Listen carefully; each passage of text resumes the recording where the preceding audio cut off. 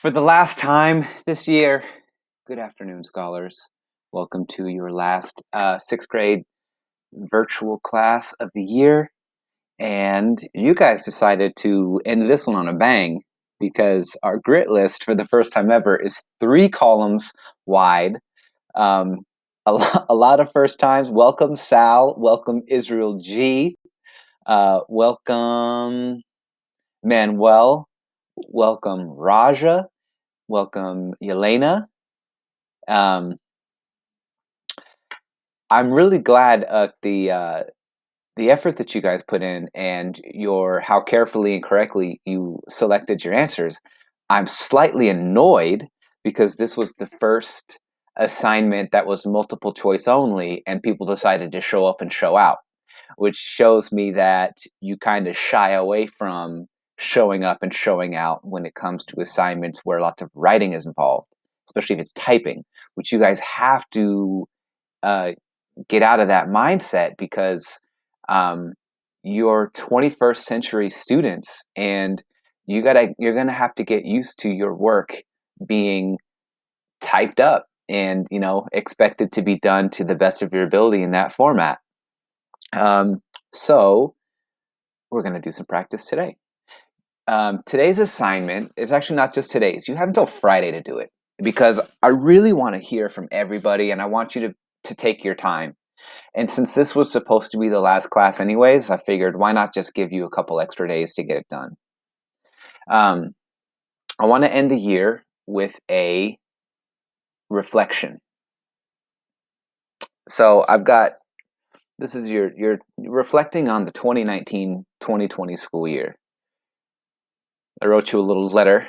It says, "Scholars, we've experienced a lot together this year. We opened up a brand new campus together. We worked hard to develop our minds for success in high school and beyond. Like every year, there were ups and downs. Below are some reflection questions to help you process your thoughts and prepare for what's to come. Take your time to think and fully express yourself. None of these questions should just be answered with just one thoughtless sentence. This is your chance. When we write and when we reflect, it makes us think deeply. It helps us learn and it helps us kind of get our thoughts. It helps us process the past and it helps us to look forward to things that we can do better moving forward and how we can learn and grow. So I got 4 questions for you. What are you proud of in looking back at the school year? And how did you do it? Next one, what's something you wish you'd done differently? And how might you approach this? I'll say this. How might you approach this differently in moving forward? So there's something this year, actually, okay, thinking back to what are you proud of? What's something that you know you did well this year? This could be something that you hadn't done well before that you got better at, or this could just be something that you continued to do well.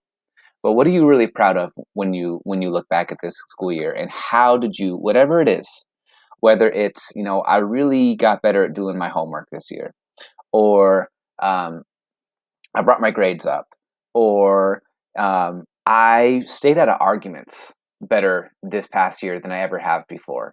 Um, I really want you to, like, whatever it is that you're thinking about, I want you to reflect on it. And how did you do what you did that you're proud of? Okay. When it's something that you wish you'd done differently, what's something that you could have done better? And after you reflect on it, give an example. Don't just say, I wish I would have done this. Give examples for all of these. Um, Once you've picked what you want to reflect on and what you could have done differently, how would you approach it? Try not to pick one specific instance. Oh, I wish I hadn't said this.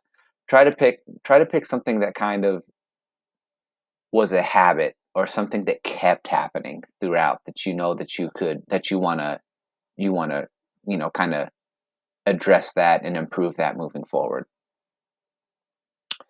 This next one's kind of a zoom out question. Um, what have you learned about yourself or about the world during this pandemic? And what do you hope results from this experience? So we have this like world changing, life-changing event right now, and we're living through it right now. What have you learned about yourself or about the world during this time? And what do you hope people learn um, moving forward? What do you hope changes moving forward based on what you're seeing and what you're experiencing? Last question. Again, you have till Friday at 10 p.m. to do this. So maybe you just do one question per day. Really take your time to think and explain. Last question is, what do you plan on achieving or improving next year? And what makes this goal meaningful? So whatever it is, when you really think about it, and like, I want to get better at this, or I want to accomplish this, what is it? And what makes that meaningful? Why is it something that you want to focus on? All right. When you type up these responses, take your time. Um, and read back over your responses and make sure that they make sense. Even though this is a reflection, a lot of you might just start flowing.